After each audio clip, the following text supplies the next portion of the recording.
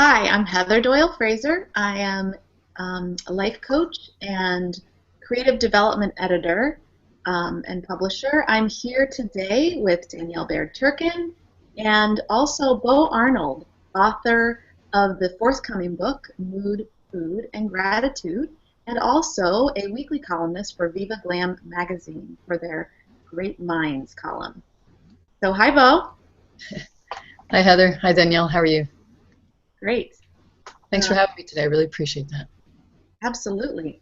Today we're going to talk about the power of creative development and coaching during the book writing process. So I have had the great privilege to work with Bo on her book, and we're going to talk a little bit about what that process is like. So, Bo, I wanted to ask you to kind of give everybody some background. We started working together after you had written the first draft of your manuscript, and we worked together for a while to fine-tune that. And then there came a point at which I wanted to talk to you about something that was going to change things drastically. That's right. Well, that was really an interesting moment because I had written the first draft of the book and there was actually some interest in it, but because the publishers, traditional publishers, didn't actually take it up after they had written it. They look at the title, they look at the table of contents, oh, I'd like to see this now, and then it doesn't go anywhere. And what I realized was that the first draft of my book was just pretty much, well, there was quite a bit of bitching in it. So I took out 25,000 words of bitching and rewrote the book. Then I met Heather, and that was going okay, but it was a little struggle because I was still writing in chapter format, and I had been writing for the magazine now for about a year at this point. And Heather called one day and said, well, can you come over to my house? And when I got there, she had an assortment of organic teas. How whatever you like, it felt really open and inviting. And we sat down at the table, and you said to me, I'd like you to keep an open mind about what I'm going to ask you. And you said, I'd like you to consider rewriting your book in a completely different format. And my thought at the moment was, you're going to have to do better than organic tea. That's quite the ask. So in any case, you made your point really quickly and easily, and I could see that the style of writing that I was using in the magazine was my own style. And you were, honestly, this is the brilliance of a really good editor who understands your material, who understands you, who pays attention to what you're doing, and actually is interested in making this the best it can be, the same as you are. And that was a brilliant day for me because wrapped my head around that one pretty quickly because you were on the money, as they say. You were exactly right. That format has been really successful, and so I rewrote the book at that time, started rewriting the book again at that time, and that was not easy. Mm-hmm. That was not easy because to take concepts from a chapter format and to put them into essay format the way I write was a lot of work, and it helped me cut out even a lot more material. And what I came up with then, with your guidance, was the book in the best format that it can be in the best way with the best material. Mm-hmm. Well, and I had had the opportunity at that point to be reading your columns from the magazine as well. And so I was noticing, one, you had this amazing sweet spot with this essay format, with that kind of 1,800 to 2,500 words, and the way that you were able to present the material. It was really succinct yet moving. And it was really hitting your audience significantly. You were getting lots of great feedback from it too. So you noticed not only the feedback I was giving you, but you were getting unsolicited feedback from readers of the magazine who were really saying, this is really impacting me, you know, not only this content, but the way that you present it, it's easy for me to understand. I really enjoy reading your column. So you were getting some great feedback there, and I was able to see the brilliance of your writing in that style too, not that the book as you had it wasn't wonderful as it was, but there was like a little punch that was not quite there, and that this format that you have such ease with was what I think enabled you to really kind of catapult your book to that next level from There's that. no, yeah, there's no doubt about that. There's no doubt, because if you write in a way that isn't natural to you, you're going to struggle. Mm-hmm. And with the state of mind that I was in sometimes, which is what I call writer's block, is just my ego in the way, which is also a struggle, then it makes writing really unpleasant, and yet all I want to do is write. So how is it that those two things match what I really want to do? They don't. So in honoring, and again, I just can't stress enough, having a good editor who really does pay attention to what you're doing, what you're trying to do, what your material is, who you are, how you write, what's easy, what's not. And if someone's struggling, as I was, to figure out why they're struggling. If I'm writing on a format that's not natural to me, then of course that's a struggle. And writing with the mind we've been trained with is already a struggle. So why add insult to injury, as they say? So that's been really, really important.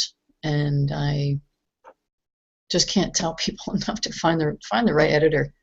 Take the time, follow the guidance and the brilliance as it comes to you to find the right editor. That's what happened to me. That's how I found you. Yay! For that. Well, and I think that goes back to a little bit. Danielle and I were talking on another webinar about how writer's block sometimes isn't writer's block. It's just being open to finding your place of ease sometimes, and being willing to try some different things. And I think the way that you were thinking about a book, because most people think about books this way, is that they have to be a chapter. The table of contents needs to, have 15 chapters or however many chapters. And so the idea that it could be something different was different. I mean, the idea that it was different and not something that you would have come to maybe on your own. I wouldn't have, honestly. It would have never hit me, and yet why not? It's just training, isn't it? So you're correct. If during a time of writing you can open your mind, because this is the true moment of creativity, is non-limitation, right? So you can just be open to trying something different. If you're struggling, try something different, do something different, try a different format, read poetry. I mean, you gave me that book of poetry, right? Yeah. And that opened my mind to something about poetry that's so significant of unlocking creativity within the human mind. I don't know very much. I know a lot about the brain, but I don't know much about that. But I can only tell you that it always feels to me like poetry is so wonderfully creative, that it can help you if you're having a moment. Go sit down perhaps and read some poetry, or do something different than what you're doing. One of the things that I learned with you is I stopped struggling with writing. If it wasn't coming through, I got up and left. I went to the gym or took the dogs for a walk. I got up, because sitting there and forcing it, I remember so many times how we would look at my Viva Glam pieces, or when we were looking at the book and going through the edits on them, how we could see, you remember the first edit? We could see in the first edit the days I was probably struggling with my mind, because it comes through in your writing. When you're reading it, the energy of how you created it comes through. And so those struggles also come through. And it's not free-flowing, and it's not natural. And it feels forced. And you could tell when it was forced, even though you weren't sitting next to me when I was writing it, because you could feel the energy of it and see how it was put together. It's not free-flowing. It's not creative. It's unhappy. They're unhappy, and it comes through in the writing. So it was really interesting to me how much you could read in the energy of the writing. at different times. So that when you were talking about, doing something different, we worked a lot on, creating your writing space. And I mean, we talked a lot about that, like creating a space just for your writing. We talked about like different, I remember talking about, when you were having a difficult place, whatever that was in the manuscript, maybe even, going outside and walking barefoot in the grass, even, like some different kind of things to engage your senses, which is what poetry does. It really engages your senses, because you are reading something that there is such an economy of words about poetry. You have to be very precise with your language and yet evoke great emotion. So when you read something like that, you can't help but be affected by it. And then that allows you to access some of that emotion and vulnerability in yourself. So when you sit down to write, it comes a little bit easier as well. Well, writing, as you know, and I think as all writers do, writing doesn't come from here, right? It's coming through us some other way. And poetry to me always feels like the epitome of that. Mm-hmm. That it's clearly not a formula to sit down and try this word, try that word. There's something that's so free-flowing about poetry. And writing is also free-flowing. Even as musicians or however you're being creative, artists in any format, that creativity is truly unlocking something that comes from somewhere other than the trained mind. And that's the beauty of it. And that's the peace in it. And that's the balance of us that comes through with that. We created the space upstairs here in my house as a writing room because you were, again, brilliant enough to say, don't use the desk you use for your other job, which is really left brain based with math and diagrams and things like that. Don't use that to sit down and write your creative space. Change the energy, go somewhere else and make that space your free, because that energy of that space is also super important. So I can come to this desk if I'm not in the office and sit down and work on things that have to do with whatever I do in my other job. And that energy sits in this space here. But when I go upstairs to my writing room, the whole thing changes. The colors are different, the desk is different, the scenery is different.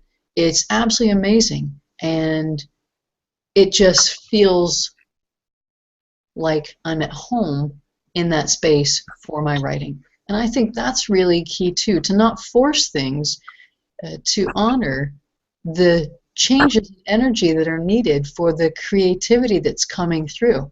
Now, my other job isn't quite as creative, but this, writing for the magazine, writing the book, super creative. And it made me realize too that, as you know, I used to say I'm not really a creative person. And I used to tell people if I was an inanimate object, I'd probably be like a scientific calculator or graph paper or something. That's how I felt. And it's so funny that we tell ourselves these things and there was no truth in it whatsoever. It's just a way to stay away from the inevitable, which is creativity, because creativity is freedom for the human being. And we really aren't taught and supported in being free from that perspective. So that was another thing that was really important. And being in the space that we created after you had mentioned it really solidified, for lack of better terms, the free-flowing creativity within. Mm-hmm. It was lovely. I also remember, you were so great with being able to be really in touch with like what times were best for writing for you, because it shifted. It did shift throughout the writing process, and I think that the amount that you were writing during different weeks was different just because of your other job as well, but you were really able to stay flexible with that and stay really in tune with, what's working with me now. That's what I'm going to do so that I can continue my writing practice every day, or just about every day, because that's the thing that's really important to me, is being consistent. So if being consistent means that I need to switch things up, then I'm going to switch things up. So could you talk a little bit about, the evolving writing practice that you had? Sure. In the beginning, I didn't realize that the writing practice was really all that critical, because I knew I wanted to write. So it seemed like I would just say, well, this is the time to write. I'm not working at my other job on the weekends. This is the time I need to write. And so that was like a should. You should be writing. You should write. And yet that didn't always work out for me either, although sometimes I could write and sometimes I couldn't. And the more I looked at how I wrote, I realized that I was much fresher in the morning. I mean, I could stay up till 2 o'clock in the morning writing. I mean, how many times did I call you at 1 o'clock in the morning and you're awake too? And but that was a struggle. Sometimes it would come through, but most of the time it was a struggle. And I realized that when I sat down in the morning to write, I was fresh. I could write an article in 4 hours that would take me 10 to 12 hours if I was writing at night.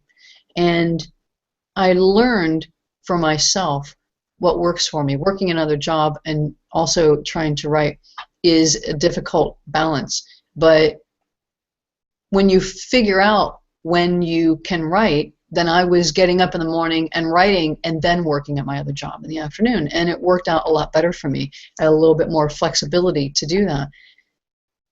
And so it did change, because I used to write on the weekends. Then I would try to write really late at night. And I was just trying to write. And there's a lot of work in trying rather than honoring, paying attention and looking what works best for me. I was forcing myself to write late at night on the weekends because it's the only time I thought I could write.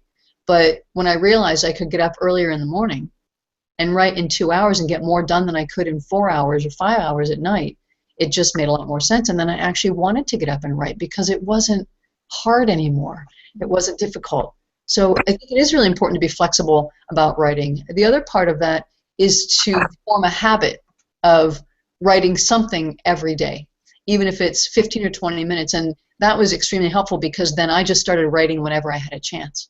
So I'd write in the mornings, but if I had 15 minutes or half an hour waiting for an airplane or wherever I was going, or waiting for a meeting to start, I'd write 2 paragraphs or fix something that wasn't quite right. And it was all movement. It was all continuation. The human body and who we are always in motion, because we're energy, and energy never stops moving for a moment. Everything's always creating, changing, and growing. And when we think we can't write at this time or that time because I only have 10 minutes, it's another limitation set up by the mind to keep the creativity from flowing. And there's no truth in that. So I got some great writing done in 10 or 15-minute chunks. And again, thanks to you, you really helped me see that I could, in 10 or 15 minutes, get 10 or 15 minutes of writing done. And it was so helpful to the overall process and kept me moving. So that was really important as well. Mm-hmm. What was the, but you had to make that, you basically changed your schedule, the way that you kind of operate. So how did you do that? Because that's all you. Like, how did you do that? I think the greatest thing about creativity is that it is freedom. And I think the one thing we all want in our hearts is to match who we truly are, which is free souls that can create anything. And so for me, that was such a pull to do that I was motivated by that. I don't find that, for me, I was motivated by struggle. Not very motivating to go up there and sit down at night knowing I was probably going to be up till 2 o'clock in the morning, and I'd be struggling the whole time, rewriting, changing it, write a bunch and take it away, or I'd change this and it would still never quite feel just right. So I think the lack of struggle and the freedom to just let it flow, as I say, as it just comes through, is so much fun. And what comes out when you're creating like that is so beautiful that you're actually amazed by your own writing. And that's because your mind's not creating it, something else is. And it is amazing to see how great we are and how much and how fantastic we can create different things when we're not thinking about it.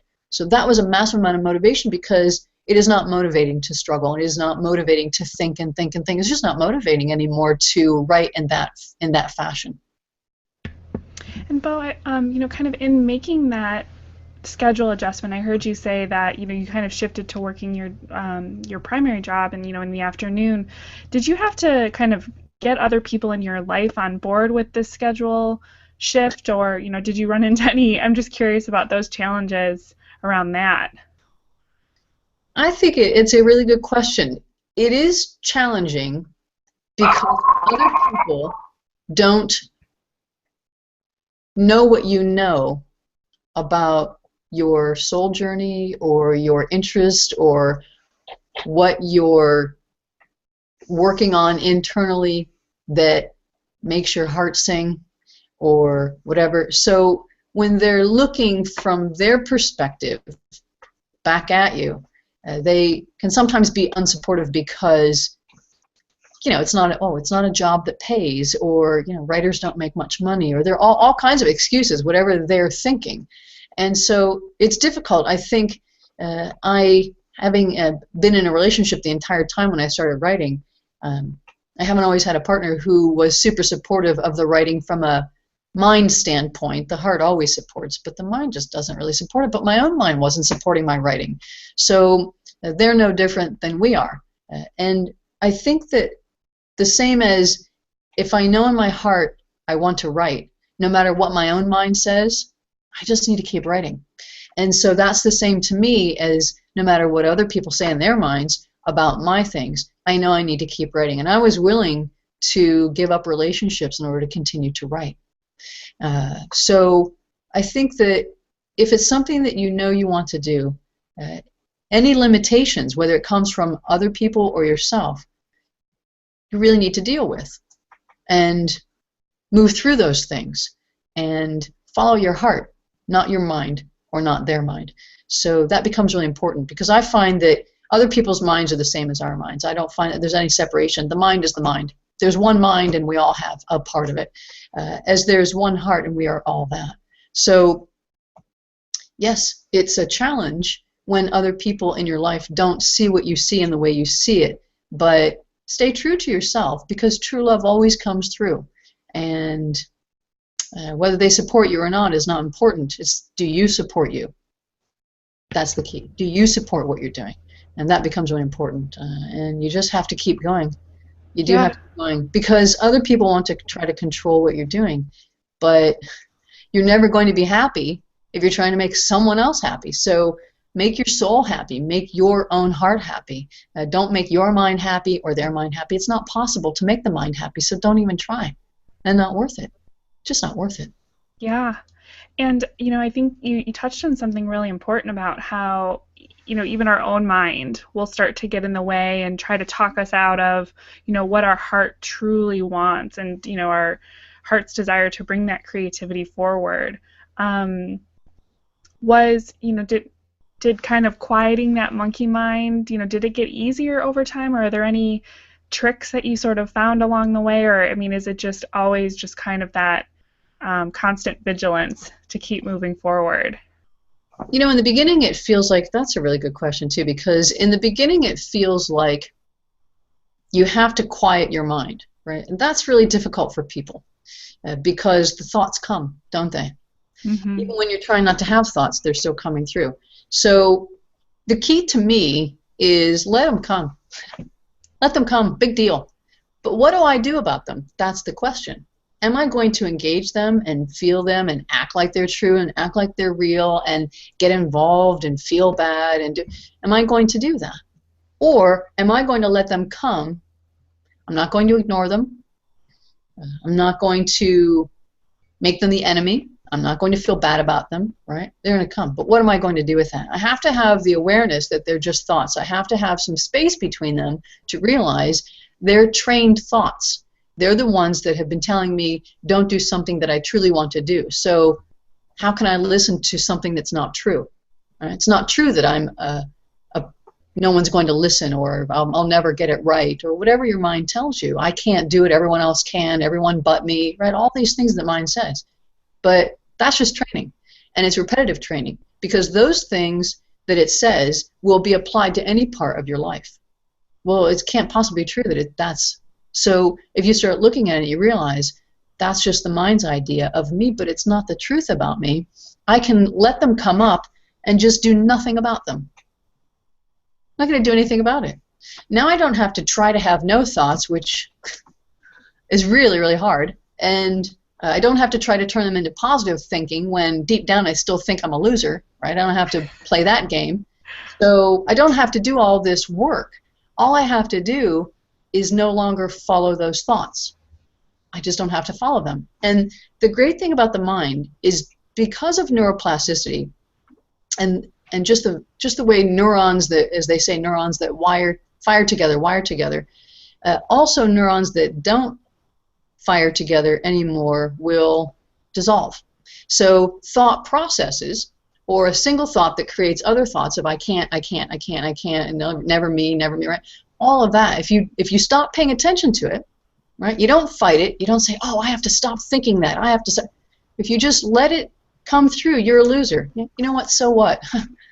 I don't care if I'm a loser. Big deal, right? Now I've done nothing with it because nothing can hurt you that you don't care about, right? Mm-hmm. If people say, wow, you're really, really short, right? And I don't think I'm shorter, right? How am I going to feel bad about that? But if I'm short and I feel bad about being short, when someone says you're short, I'm going to feel pretty bad.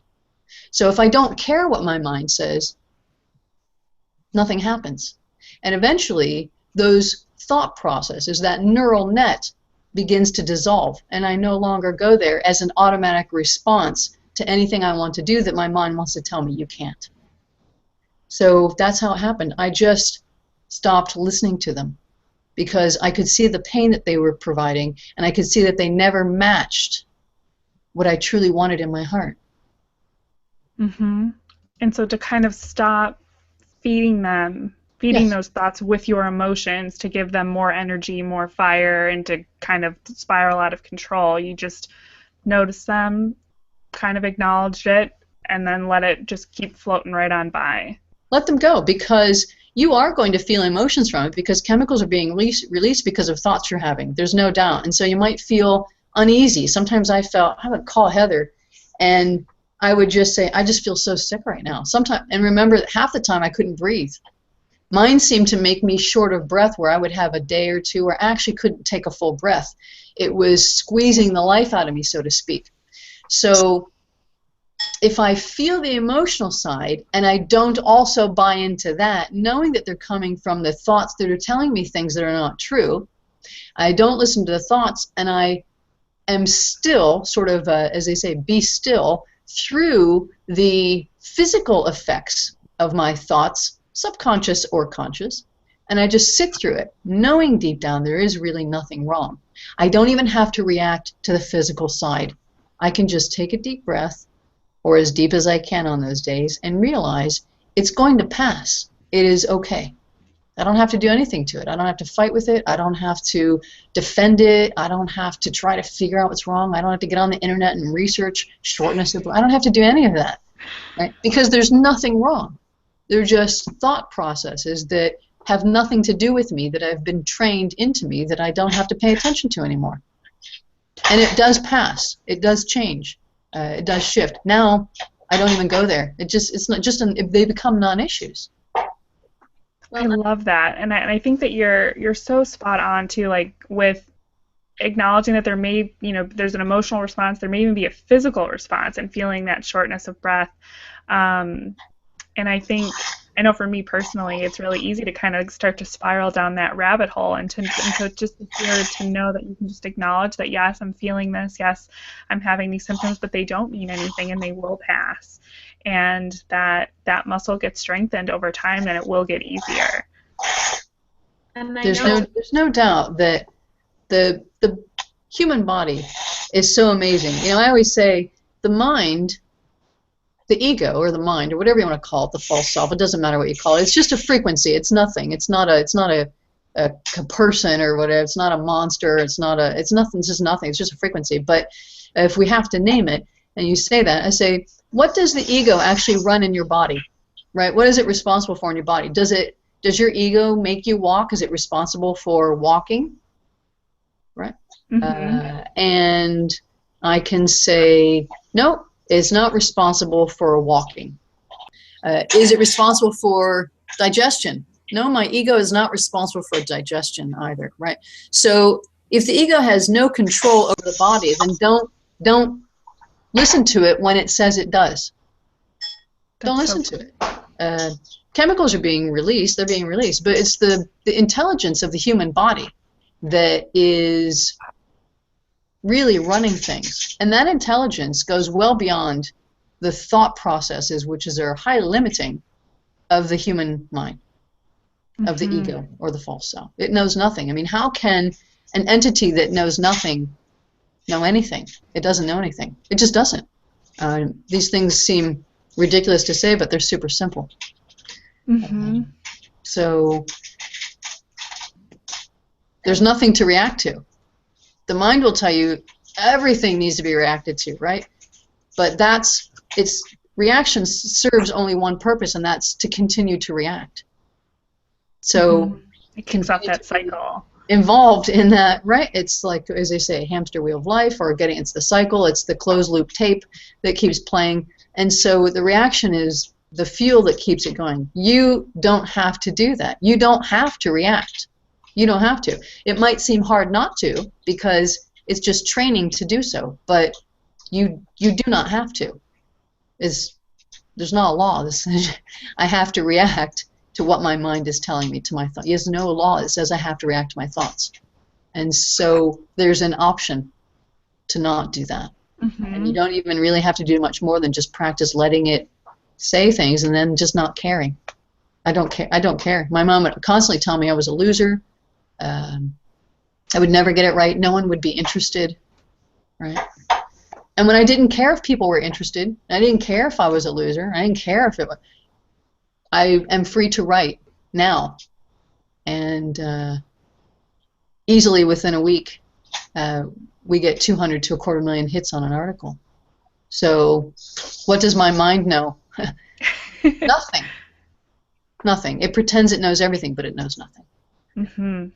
Well, and so, it sounds like kind of, through the writing process, you were kind of able to tame some of those thoughts and to retrain it. Did you kind of bump up against any of that again as you got closer to finishing and pressing, sending it off to the publisher? Yes. Those were, again, days of not being able to breathe, and I would call Heather and I would say, I can't breathe today. I can't breathe. And she'd say, it's okay. It's just because you're getting close to actually doing what your mind has for all along been telling you you're not able to do. Because the mind's going to say it's never going to happen, and uh-oh, what happens when it actually is going to happen? The mind panics, right? The ego panics because now it has no control over what's going on, but all control is an illusion, right? The one that's creating the I'm out of control has to try to control, but all of it's unnecessary. There's no need to be out of control. There's no need to control it. Everything's already okay. So that entire concept of control or out of control is unnecessary and not in tune with reality. So when reality hits the ego, it panics. So that's all that goes on, but sure, it happens. And there's a little bit of coming from who's afraid, not the one who wants to write, right? Not the soul self who came here to write or knows in my heart that's what I want to do and that's what makes my soul happy and makes my heart sing. It's the one that's been trained to say not good enough, no, can't, won't, shouldn't, those kind of things. So again, not paying attention to the training, to the thoughts, gives you a lot more opportunity to allow your soul self, your true self, your heart self to come through, and then you're able to live. Right? Now you can live because there's no living in the mind, right? Living through my thoughts isn't living, it's just thinking, isn't it? And thinking isn't really living, it's just thinking. So now I can live, and living is joyful and free and light and fun and creative. So Beautiful. you will get through. You will have, panics. The mind panics. This is going to happen. The book's going to come out. It's going to the publisher. Whatever. But it's okay. I don't care. Right? I don't care. Go back to that and call your good editor. If you can't help yourself that day, call your editor. She'll help you. So sure, it does happen, but it's okay because it's the same as it always happening. And so the what do I do is the same. Nothing. Doesn't matter how loud it gets. People say, I get stuck. My ego gets so loud right before I do something. So what? So what? It's the same that you do when it's a little quieter and it's still niggling you, telling you at a party you're not dressed right. So what? Right? It's the one that tells you at work everyone else is doing better than you. They're going to get a raise and you're not. So what? Right? It's the same one anytime you hear it telling you you can't do or you can't be or you're not good enough or this or that or they're not good, you don't have to pay attention to that. So yeah, sure, it'll come up, but the remedy is the same. Yeah, I love that. And how, there's that self-talk like you've been describing and kind of, that inner work. But then like you also said, or pick up the phone and call your editor. And I think it really is so important to have, some people in your life who, know the challenge that you're undertaking and who are there to support you and, that you can reach out to and pick up the phone or send a text. In those moments where you just need that little extra bit of encouragement to keep going. I think someone who knows the truth about the difference between what the mind tells you and who we truly are as a masterly, powerful, creative, high energy being is really helpful, and not a lot of people understand that. They know it in their hearts, but it's hard because you have to undo the training you've been given, and it's our responsibility as adults to unlearn what we've been trained as children. So to have someone who at least understands that, hey, some days it's going to be difficult, but it's okay. Don't feel bad about that, because the ego is set up to feel bad about something and then to feel bad about feeling bad, which I always say is the fear of the fear, right? And so what's the point of that? Only to continue the fear. And if someone that you know can help you through that, and just in the moment that your breath is being taken away from you, tell you this is the best time to take a deep breath, like Heather did with me, I think is key, because you have to do it yourself, right? You have to transcend your own mind by yourself. You have to do the work by yourself, but you don't have to do it alone, right? No one can do it for you, but you don't have to be alone through it. So having someone who can remind you that it's okay, or give you something different. Heather did. She would call and say, just go outside and stand in the grass with your bare feet. Or she would take me on the most amazing visualization journeys, like meditations, where I was completely awake. And we would get to the bottom of where is this coming from, because this is coming from a training place, not a true place. So that's helpful if you can find someone like that who understands that it's okay. It's okay. Keep going. And I just love that distinction that like no one can do this work for you.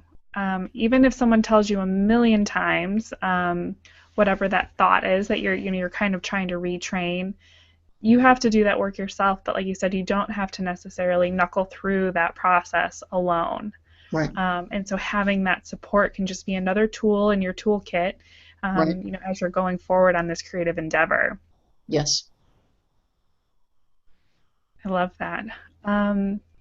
And so I would also love for you to, just to tell us and to tell everyone a little bit about your book that's coming out. That's really nice. It's really exciting. Mood, Food, and Gratitude. It is split up into 3 main parts.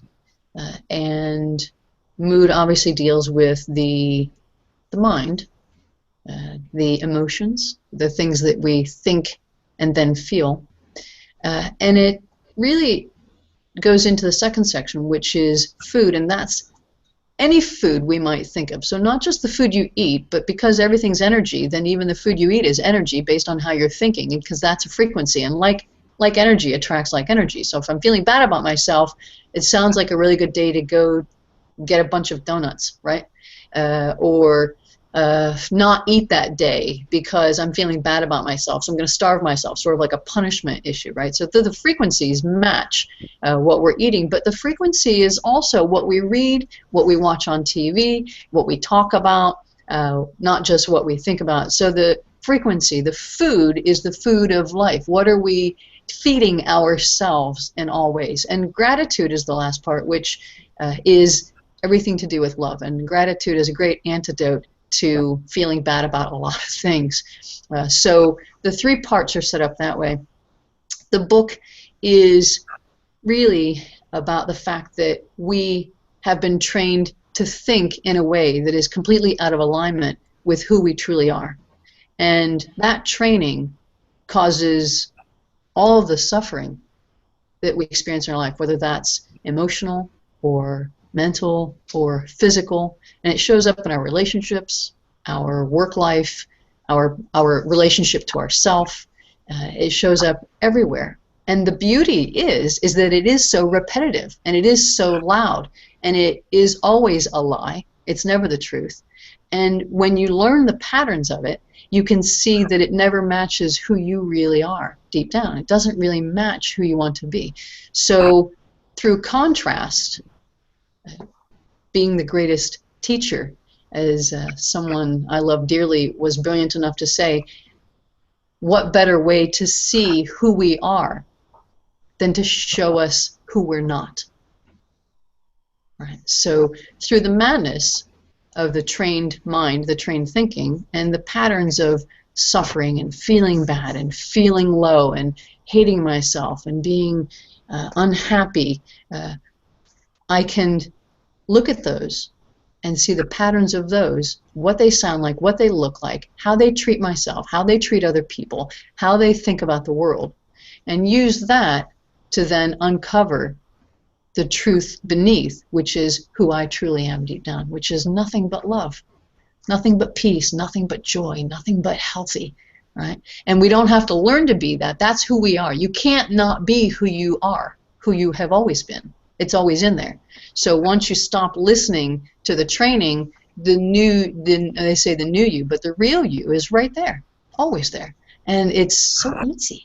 It's the process goes differently for everyone. So comparing yourself to someone else, I don't see you struggling and suffering with that. I don't see anyone else feeling bad about that. I don't see, right? Waste of time. No, you're not going to see it that way. It happens for everybody differently. The point is that we are all the same deep down. Everybody is love. And so the book talks about examples of things for contrast so that we can begin to see them in our own lives. Beautiful. Well, I cannot wait to read it. That's really nice. And so is the best way for people to get in touch with you and to learn more about your column and your forthcoming book through your website, or how can people get in touch with you? It is. Everything's on the website. The Viva Glam magazine. You can always go to vivaglammagazine.com. There are always my articles are always on the front page somewhere, but you click on them. But also the column is called Great Mind. You can find it there. You can do a search for me on vivaglammagazine.com. But if you go to the website that's being shown, bolarnold.com, it has information about the book. People can sign up on the email list so that they can get the information about forthcoming book release and things like that, new articles that are coming out, all those things. So sure, other places is a good place to go, but my website is probably the best. It always has everything there up to date. Perfect. Well, on behalf of Heather and myself, thank you so much, Bo, for joining us today. I know this conversation has given me so much to think about. I know it's just been a huge benefit to anyone who's been watching with us today. Thanks for having me on today. I really appreciate that. The writing process has been a massive learning experience, and I've been so grateful and so fortunate to have Heather as my editor, who did understand the process and beyond. Could see things I couldn't see and could help me, and it's made a big difference. The book is a culmination of all of our efforts as a team. So really excited for everybody to read it, and thank you for your interest and your support. It means the world to me, and I thank you so much for having me on. Heather, thanks too for having me on today. I really do appreciate that. I'm really honored by that. Thank you so much Thank you. And I'll also just briefly mention that Heather and I have we have a program that we've put on together to support other writers who are going through their book writing process, which you can learn more about at the writersworkshop.hd.com. We're in the process of incorporating even more one-on-one sessions, so you can go through creative development with Heather and really work on your manuscript to make it the best it possibly can be. And I'll also work with you to design the book and help you take it all the way through the self-publishing process. So if that is something that sounds interesting to you, you can visit writersworkshophd.com or get in touch with either Heather or I. And thank you again so much for watching, and we will be back later this week where we're going to be talking even more about the art of self-publishing. So thank you for watching. Thank you.